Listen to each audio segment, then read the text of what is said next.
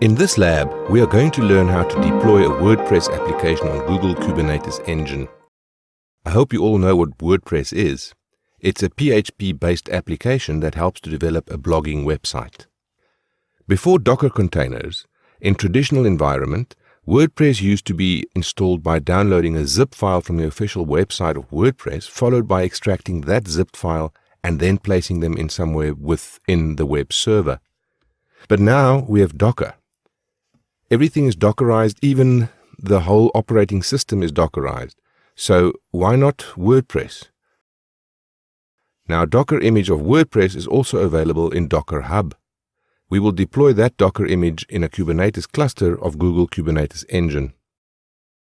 As we are using Kubernetes cluster to deploy our WordPress application, we are going to use persistent volume as a storage volume for our WordPress application.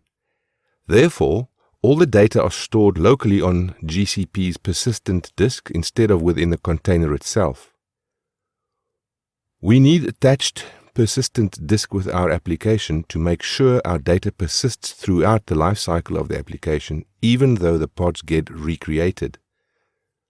And the concept of persistent disks relies on the concept of persistent volume and persistent volume claim. So what's persistent volume? Persistent volume, or PV in short, is a piece of storage within the cluster. Persistent volume could be provisioned by an administrator or dynamically using storage classes. It is a resource within the cluster, just like other cluster resources such as pods, deployments, nodes, etc. Persistent volumes are independent of any individual pod that uses them, which means persistent volumes will always exist in the system even if the pods that attach to them are destroyed and recreated. Persistent volumes can be destroyed manually by the cluster administrator. Also, persistent volume doesn't work independently. Rather, it works together with the persistent volume claim, also known as PVC in short.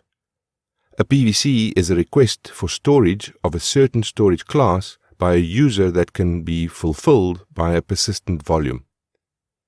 Like persistent volumes, persistent volume claims are also independent from pods' life cycles and preserve data through restarting, rescheduling, and even deleting these pods. In this project, we will use Google Persistent Disk as a storage backed by persistent volumes.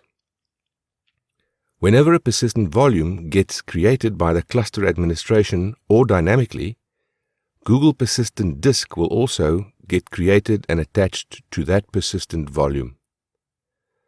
Additionally, instead of a traditional MySQL server, we will use Cloud SQL, which will be a managed database service of GCP for this WordPress application. Basically, from first to last, we will go through the following steps to deploy our application within the Kubernetes cluster. First, we will create a Kubernetes cluster using Google Kubernetes Engine. Then, we will create a persistent volume and persistent volume claim that will be backed by Google Persistent Disk. We will also create a Cloud SQL as a MySQL database. Eventually, we will deploy and set up our desired WordPress application within the cluster. That's it. Now let's move on.